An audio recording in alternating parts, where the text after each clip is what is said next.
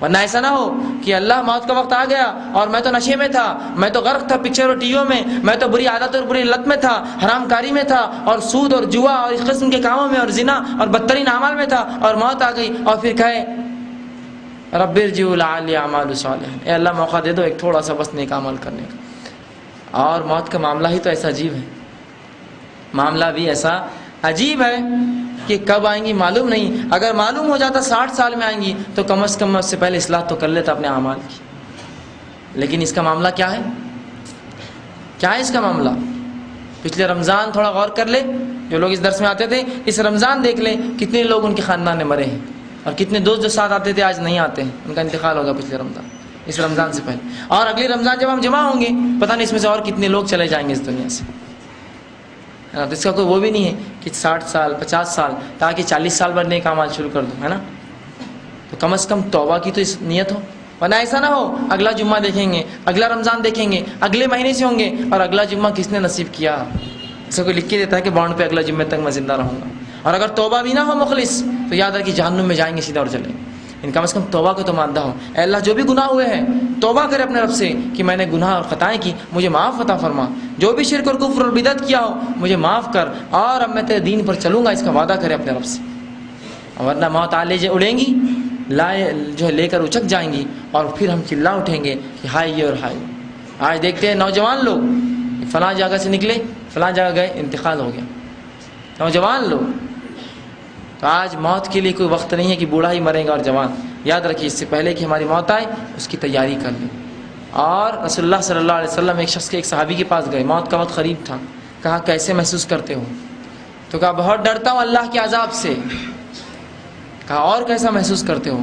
کہا کہ بہت جو امید ہے اپنے رب کی رحمت سے، جنت کی امید بھی کرتا ہوں، جہنم سے ڈرتا بھی ہوں۔ رسول اللہ نے کہا جو ایسی موت مرا وہ صحیح مرا، مطلب یہ موت سب سے صحیح موت ہے کہ اللہ سے ڈر بھی ہو اپنے گناہوں کا کہ جہنم نہ دے دے، اور امید بھی ہو کہ مجھے جنت میں ڈالے۔ اب کچھ لوگ نا امید ہو کر بیٹھے اپنے رب سے، میں تو جہنم ہی بولتے ہیں دنیا میں، اور کچھ لوگ اپنے آپ کو چلتا پھرتا جنتی سمجھتے ہیں، بس میں تو جنت میں جا رہا ہوں سیدھا، میں تو رسول کے خاندان سے، نبی کے، ولی کے، شہداؤں کے، صالحین کے خاندان سے ہوں، میں تو جنت میں جاؤں گا۔ اور یہ صحابی یہ رسول اللہ صلی اللہ علیہ وسلم کے اصحاب اور ان کے دوست ہیں، جب وہ کہہ رہے کہ مجھے جہنم سے ڈر ہے اور جنت کی امید ہے، تو ہم کون ہوتے ہیں کہنے والے کہ میں جنت میں جاؤں گا سیدھا؟ اور گمراہی اتنی ہو چکی ہے جب کسی کا انتقال ہوتا ہے تو لوگ کہتے ہیں ان کی مغفرت کی دعا مت کیجیے، ان کے جنت میں بلند درجے کی دعائیں کیجیے۔ سوال یہ ہے کہ اس نے دیکھا کون جنت میں اور کون جہنم میں جائے گا؟ کیا آپ کو پتا ہے کہ آپ لکھ کے دے سکتے ہیں کہ جنتی ہے؟ تو ذرا اگر ایسا ہے تو ذرا وہ 3 لوگوں کو اپنے ذہن میں لا لیجئے، وہ شہید، وہ حافظ اور عالم، اور وہ سخی، جو دنیا میں شہید تھے، حافظ اور عالم کہلائے اور مالدار کہلائے، اللہ کی راہ میں خرچ کرنے والے، جہنم انہی سے دہکائے جائیں گے۔ تو ہم تو یہ سمجھ بیٹھے بس ہماری تعبدی زندگی ہے بس یہاں، اور ہم ایسا کوئی اعمال جب کرتے یہ سوچتے نہیں کہ مجھے مرنا ہے، دھوکہ دے رہے ہیں، ذرا سوچ لے دھوکے سے پہلے مجھے مرنا ہے۔ آج خواتین کو دیکھا فیشن پرستی میں چور ہے، بالکل لت پت ہے بالکل، کہ اگر ان کو دیکھا جائے تو ایسا لگتا ہے کہ رسول اللہ صلی اللہ علیہ وسلم کی حدیث ان پر ہبہ اتر گئی کہ کپڑے تو ہوں گے لیکن ننگی ہوں گی عورتیں۔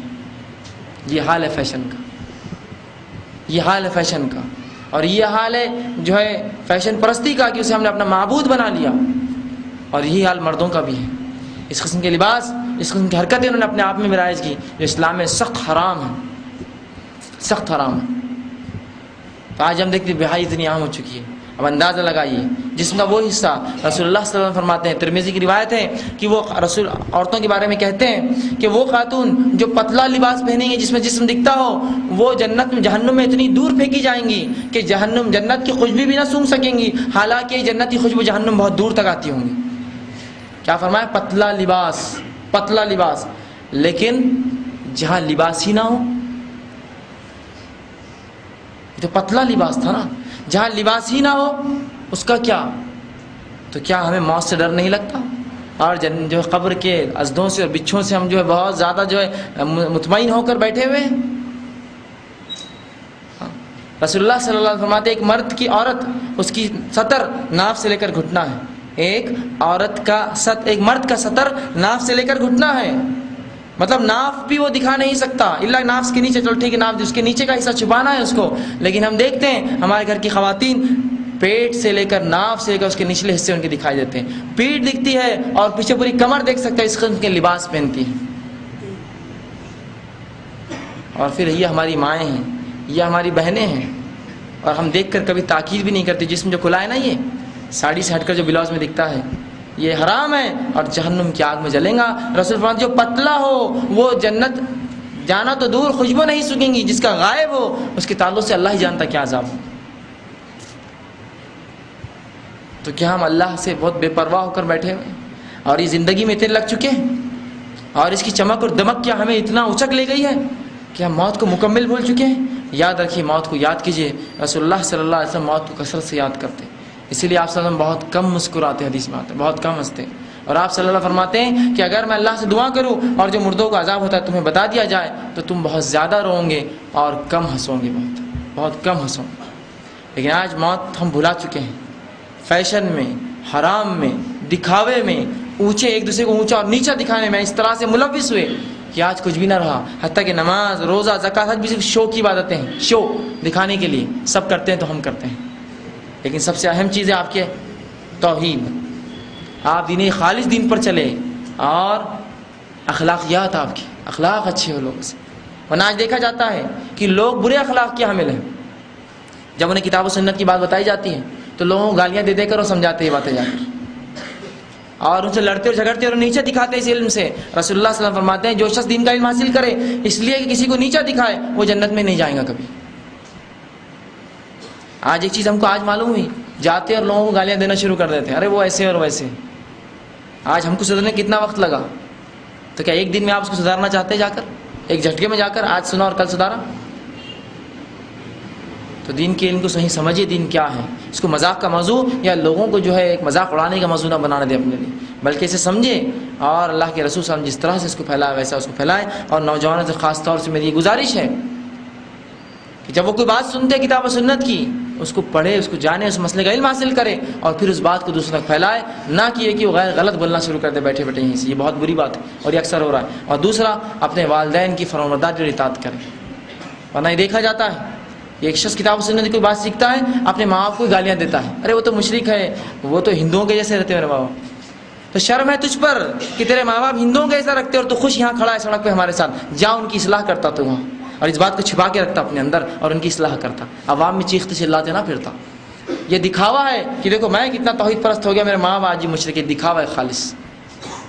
تو جس کے دل میں تڑپ ہوتی ہے وہ روتا ہے اپنے والدین کی اگر وہ ان کی اصلاح نہ ہو تو, اور ان کو سمجھانے کا طریقہ ہوتا ہے. اور بڑے اور چھوٹوں کے ادب کا لحاظ رکھیے. آپ کے تھوڑا سا علم آپ کو کسی بڑے سے اونچا نہیں کر دیتا ہے. بڑے بڑے ہوتے ہیں, ان کی کوئی بڑی سے بڑی غلطی ان کو آپ سے چھوٹا نہیں کرتی ہے. ان کی اصلاح کی جائیں گی وہ الگ مسئلہ ہے, لیکن آپ سے چھوٹے نہیں ہوئے وہ. ان کو آپ تھپڑ مار کے نہیں سمجھا سکتے. ان کو ادباً آپ کو سمجھانا ہوگا, شیخ ایسا کیوں, والد صاحب ایسا کیوں, دادا ایسا کیوں, نانا یہ کیوں رہا ہے, بڑے حافظ صاحب یہ کیوں. یہ نہیں کہ آپ غلط کر رہے ہیں, سمجھ. یہ بڑی اہم چیز ہے, ورنہ لوگ علم سیکھتے ہیں اور دوسروں کو تکلیف دیتے ہیں, یہ بری بات ہے. آخر میں اللہ سبحانہ تعالیٰ سے دعا ہے کہ اللہ سبحانہ تعالیٰ ہمیں کہنے سننے زیادہ عمل کی توفیق دے. اللہ سبحانہ تعالیٰ قبر کے فتنے اور اس کی جو ہے تمام جو عذابوں سے ہماری حفاظت کرے اور تمام امت اسلامیہ کی حفاظت کرے. اللہ سبحانہ تعالیٰ قبر کے سوالات کے جوابات ہمارے لیے آسان کرے, اور اللہ سبحانہ تعالیٰ ہمیں جب تک زندہ رکھے کلمہ طیبہ اور توحید پر زندہ رکھے, اور جب بھی ہمیں جو ہے موت دے وہ ایمان پر موت دے. وآخر دعوانا الحمدللہ رب العالمین. سبحان ربک رب العزت عما یصفون وسلام علی المرسلین. مجھے درس ہوتا ہے اتوار کے دن سے صبح 10:30 اس میں آپ آئیے, جتنے آپ کے سوالات ہیں انشاءاللہ جوابات دیے جائیں گے. یہاں وقفہ کم ہوتا ہے, لوگ زیادہ ہوتے ہیں, خواتین بھی ہیں, مرد حضرات ہیں, تو میرے لیے بہت ناممکن سی بات ہے کہ میں سب کے جوابات دے سکوں. دوسری چیز, جب میں کسی چیز کا جواب دیتا ہوں تو یہ علم کی بنیاد پہ ہوتا ہے, اللہ کی کتاب, اس کے رسول صلی اللہ علیہ وسلم کے طریقے پہ اور خلفاء راشدین اور صحاباؤں کی طرف پہ ہوتا ہے. تو اگر کسی کو بات نہ سمجھے یا کچھ سے غلط لگے تو میری اصلاح کرے, باہر جا کے بولنے سے کوئی فائدہ نہ ہوگا اللہ کہ اس کے اپنے اعمال وہ ضائع کریں گا.